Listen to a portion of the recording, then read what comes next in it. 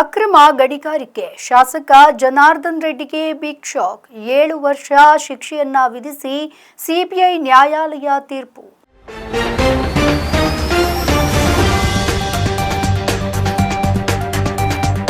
ಅಕ್ರಮ ಗಣಿಗಾರಿಕೆ ಕೇಸ್ಗೆ ಸಂಬಂಧಿಸಿದಂತೆ ಕೊಪ್ಪಳ ಜಿಲ್ಲೆ ಗಂಗಾವತಿ ಶಾಸಕ ಜನಾರ್ದನ್ ರೆಡ್ಡಿ ಅಪರಾಧಿ ಅಂತ ದೆಹಲಿ ಸಿಬಿಐ ನ್ಯಾಯಾಲಯ ತೀರ್ಪನ್ನು ಪ್ರಕಟ ಮಾಡಿದೆ. ಈ ಮೂಲಕ ಜಮೀನಿನ ಮೇಲೆ ಹೊರಗಿದ್ದ ಶಾಸಕರಿಗೆ ಸಂಕಷ್ಟ ಎದುರಾಗಿದೆ. ಆಂಧ್ರಪ್ರದೇಶದ ಅನಂತಪುರ ಜಿಲ್ಲೆಯ ಒಬಳಾಪುರದಲ್ಲಿ ನಡೆದಂತಹ ಅಕ್ರಮ ಗಣಿಗಾರಿಕೆ ಕೇಸ್ ದೇಶದಾದ್ಯಂತ ಸಂಚಲನವನ್ನ ಸೃಷ್ಟಿ ಮಾಡಿತ್ತು.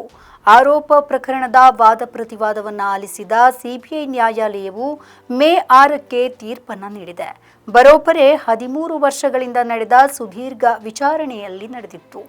3000ಕ್ಕೂ ಅಧಿಕ ದಾಖಲೆಗಳನ್ನು ಪರಿಶೀಲಿಸಲಾಗಿದೆ. ಹಾಗೆ 219 ಸಾಕ್ಷಿಗಳನ್ನು ವಿಚಾರಣೆ ನಡೆಸಲಾಗಿತ್ತು.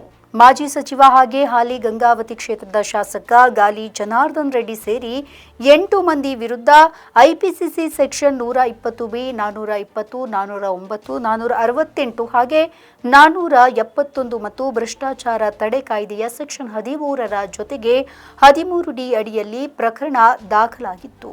ಇದರ ಆರೋಪಿಗಳು ಯಾರೆಲ್ಲ? ಶಾಸಕ ಗಾಲಿ ಜನಾರ್ದನ್ ರೆಡ್ಡಿ, ನಿವೃತ್ತ ಐಎಎಸ್ ಅಧಿಕಾರಿ ಕೃಪಾನಂದಂ, ತೆಲಂಗಾಣದ ಮಾಜಿ ಸಚಿವೆ ಹಾಗೆ ಹಾಲಿ ಶಾಸಕಿ ಸಬಿತಾ ಇಂದ್ರಾ ರೆಡ್ಡಿ, 2022ರಲ್ಲಿ ಸೇವೆಯಿಂದ ಬಿಡುಗಡೆಯಾದ ಐಎಎಸ್ ಅಧಿಕಾರಿ ಶ್ರೀಲಕ್ಷ್ಮಿ, ಅಂದಿನ ಗಣಿ ಇಲಾಖೆಯ ಸಹಾಯಕ ನಿರ್ದೇಶಕ ದಿವಂಗತ ಆರ್ ಲಿಂಗಾರೆಡ್ಡಿ, ಒಎಂಸಿ ವ್ಯವಸ್ಥಾಪಕ ನಿರ್ದೇಶಕ ಬಿವಿ ಶ್ರೀನಿವಾಸ್ ರೆಡ್ಡಿ, ಜನಾರ್ದನ್ ರೆಡ್ಡಿ ಆಪ್ತ ಸಹಾಯಕ ಮೆಫಾಜ್ ಅಲಿ ಖಾನ್, ಗಣಿ ಇಲಾಖೆಯ ಮಾಜಿ ನಿರ್ದೇಶಕ ವಿಡಿ ರಾಜಗೋಪಾಲ್.